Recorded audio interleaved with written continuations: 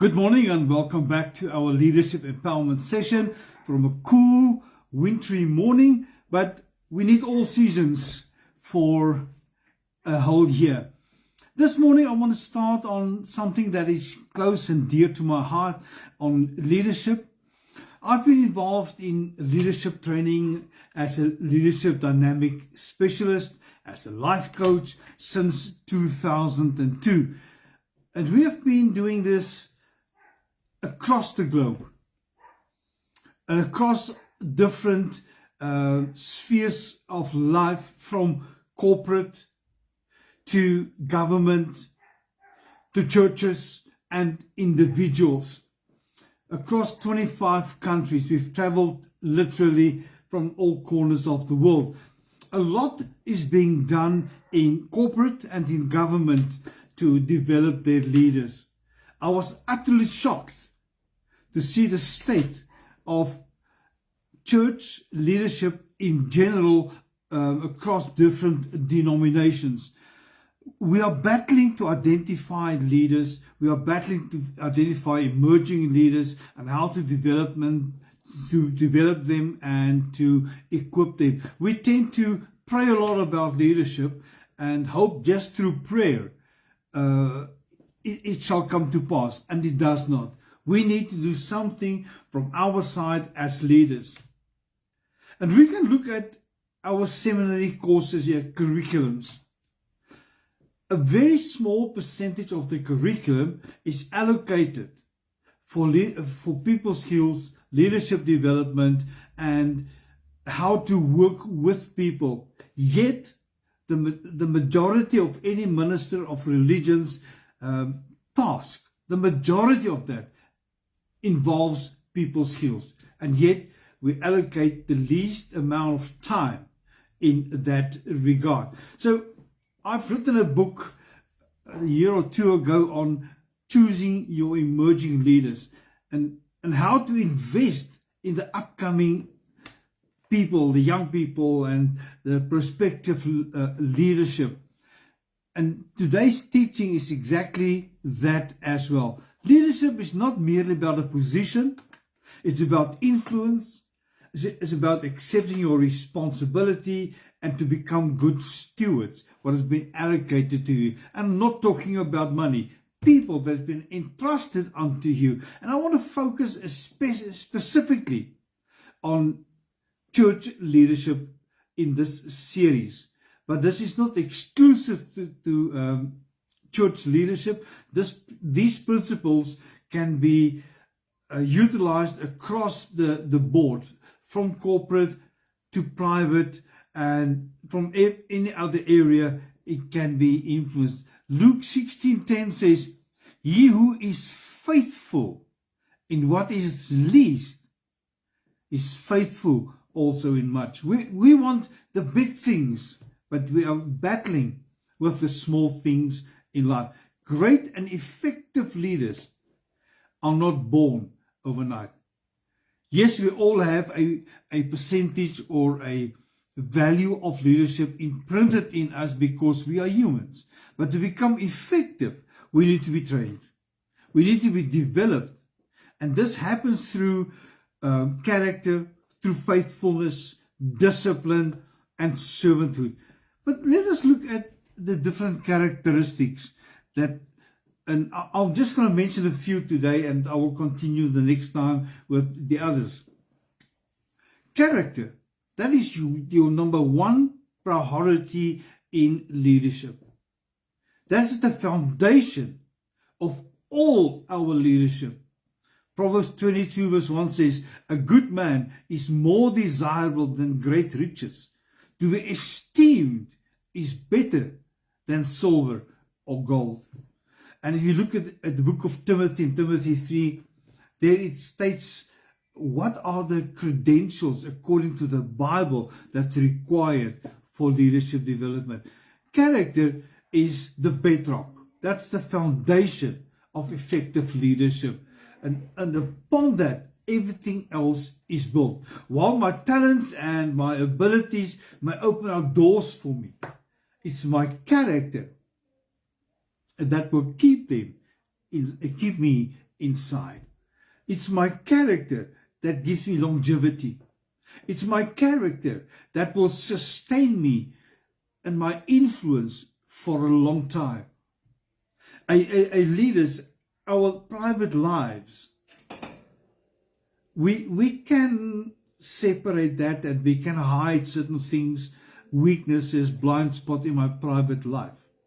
But eventually, my private life will be evident in my public life, because this is who I am.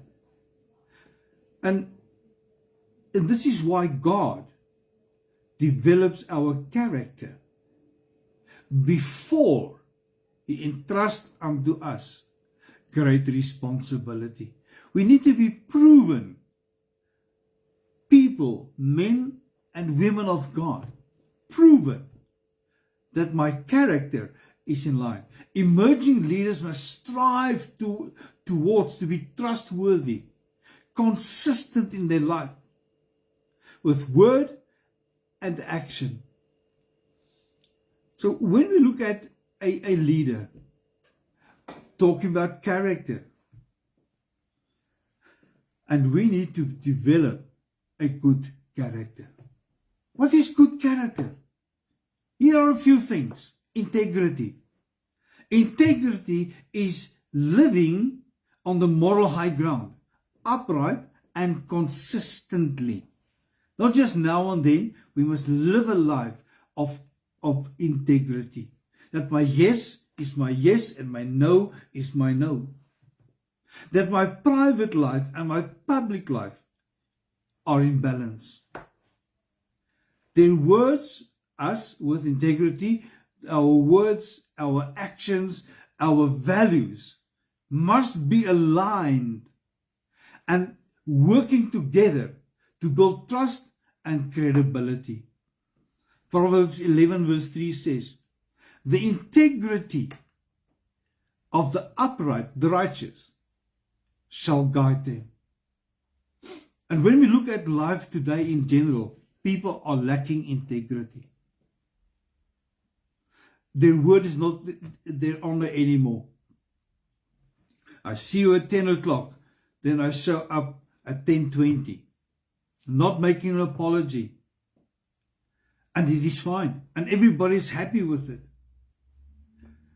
We are jokingly say, yeah, you must remember, we are living in Africa. This is Africa time. No, it is a load of nonsense. We cannot say, yes, I'm living in Africa, so I can be late. So are there others in other countries, in other continents, that are also late. And what do they call that? I remember in 2010, that's now already 16 years ago, the Soccer World Cup was played in South Africa. And now the World Cup now currently in the US. No match has started late. Because it's important to us. But why then are the important things not important enough to be on time? That's integrity. Otherwise, it's honesty. Honesty involves the speaking of the truth, being transparent, dealing fairly with everybody. There's no hidden agendas. Honest leaders communicate openly. They're not scared. They've got nothing to hide. They will admit their mistakes and avoid deceptions and manipulation.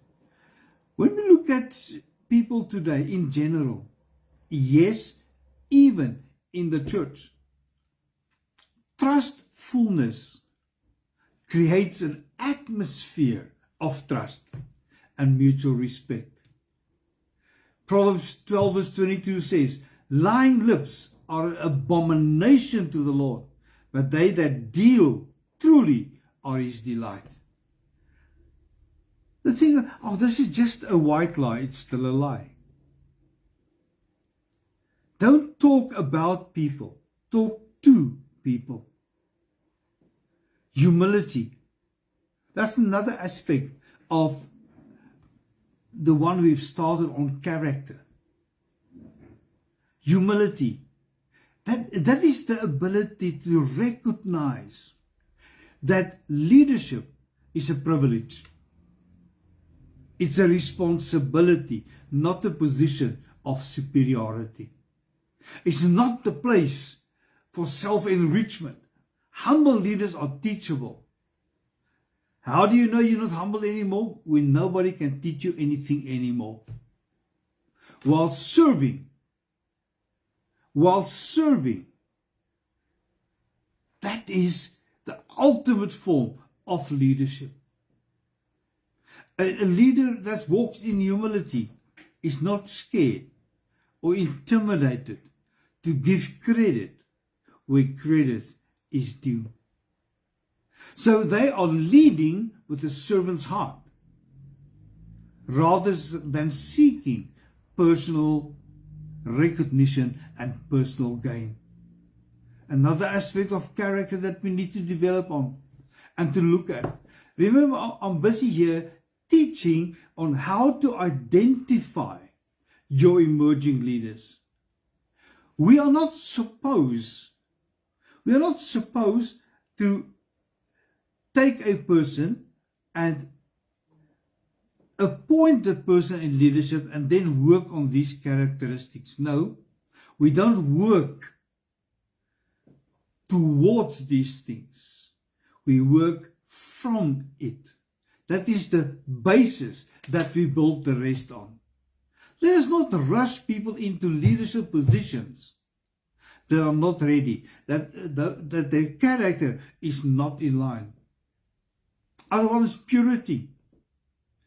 That is your moral and spiritual cleanliness. That is what we need to live by. Our thoughts, our attitudes, our words, and our actions. Purity. Godly leaders guard their heart and live above reproach.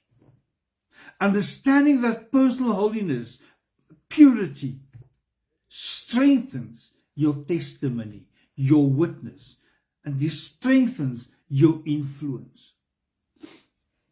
Faithfulness. I hope you are making notes. Faithfulness.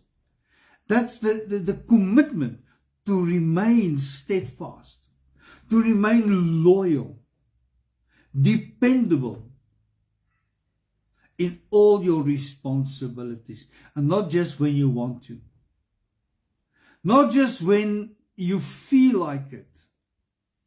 Faithful leaders perseveres through challenging times, and especially in challenging times.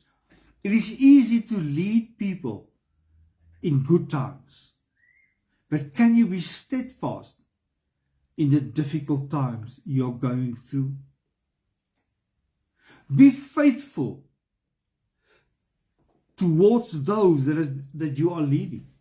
Be entrusted to lead. Dependability. That's the ability to be trusted, to fulfill commitments consistently.